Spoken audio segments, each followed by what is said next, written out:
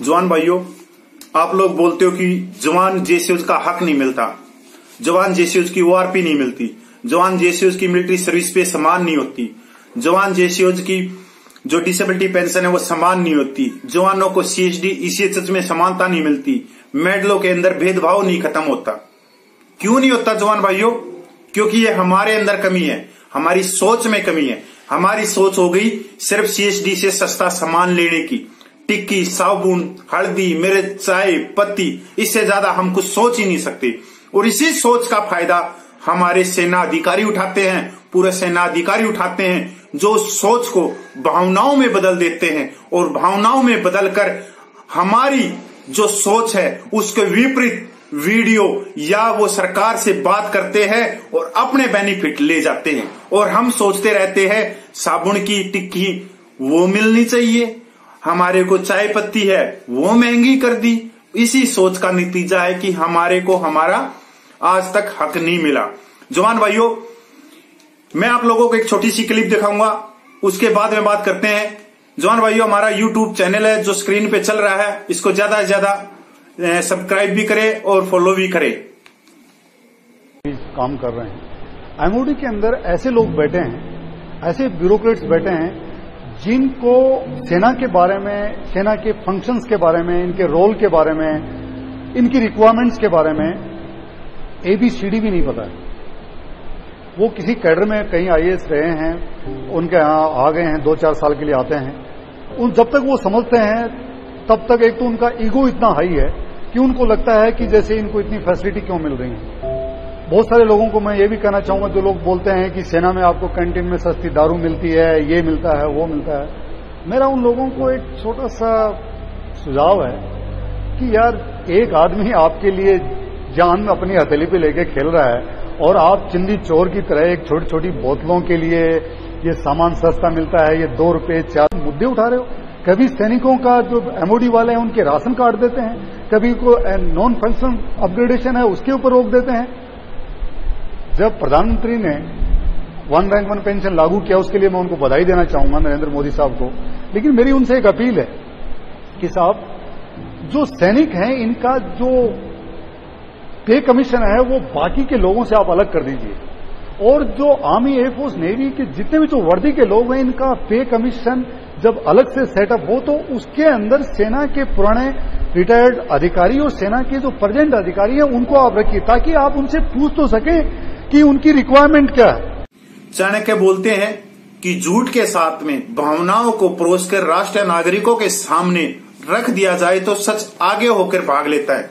जवान भाइयों, जो आप लोगों ने क्लिप देखी वे है मेजर सुरेंद्र पुनिया।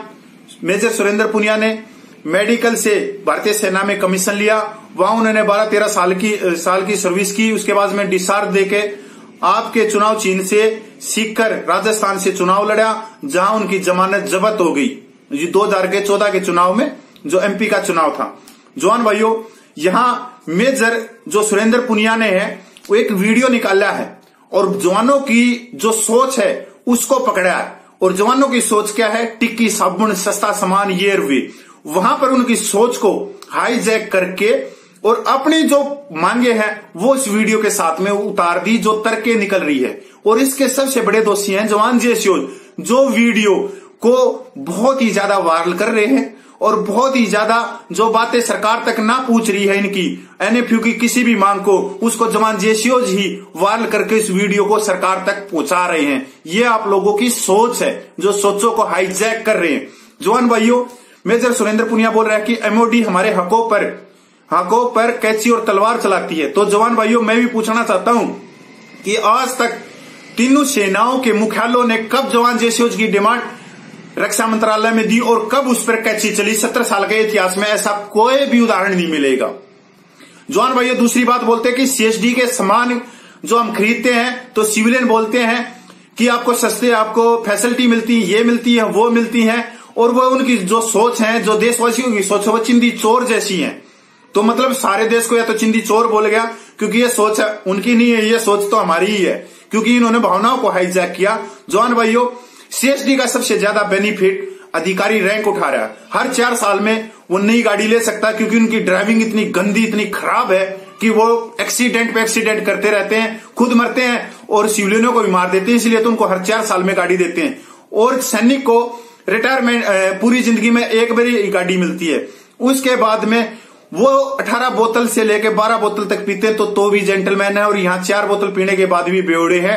और तुम्हारे को फंसा दिया किसके अंदर? टिक्की और साबुन के अंदर। दूसरी पहलू हम लेके आते हैं, जो सीएसडी सैनिकों के लिए दी गई थी फैसिलिटी, ये नॉन प्रॉफिट थी। और ये सीएसडी देने का कारण भी यही था कि जो छावनियों के अंदर हमारे परिवार रहते हैं या हम रहते हैं, उसके अंदर हमने थोड़ी सी जगह में या ज्यादा दूर ना जाना पड़े, हमारे को फैसिलिटी मिल जाए, साबुन तेल मिल जाए, जिससे हमारा परिवार चल सके। पर इसको प्रॉफिट बना दिया सेना ने। हम पिछले 4 साल का एग्जाम्पल लेते हैं तो पिछले 4 साल का शुद्ध मुनाफा जो इससे प्रॉफिट कमाया वो है 1100 करोड़ रुपए।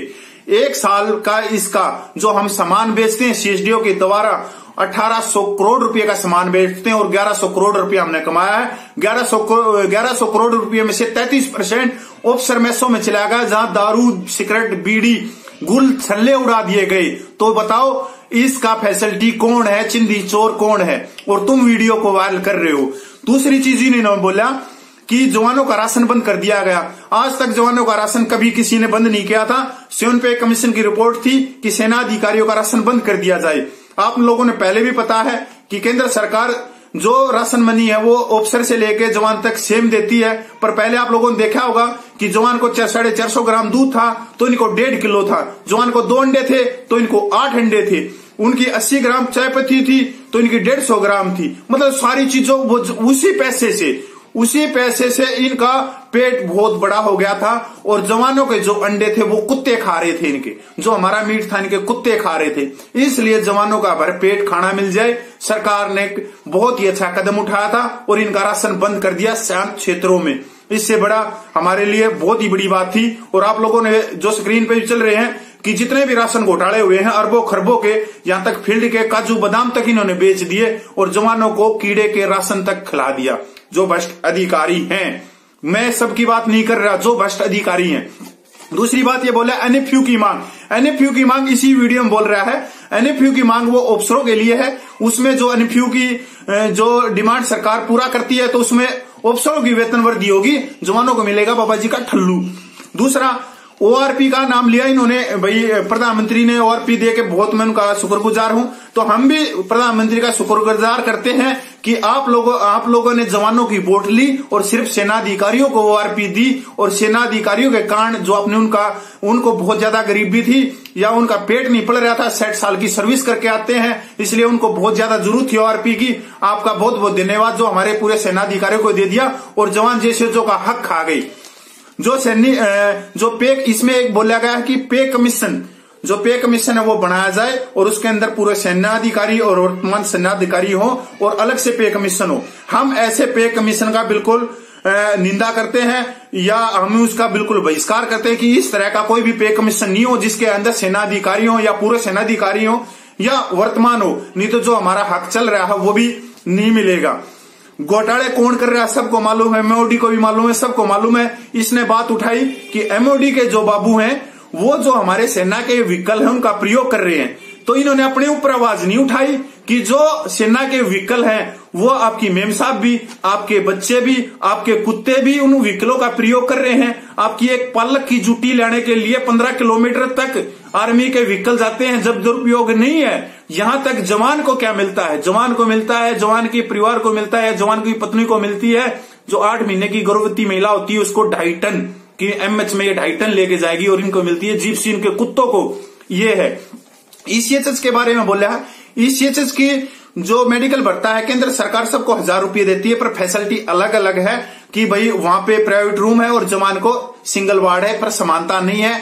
यहां देख के इलाज किया जाता है।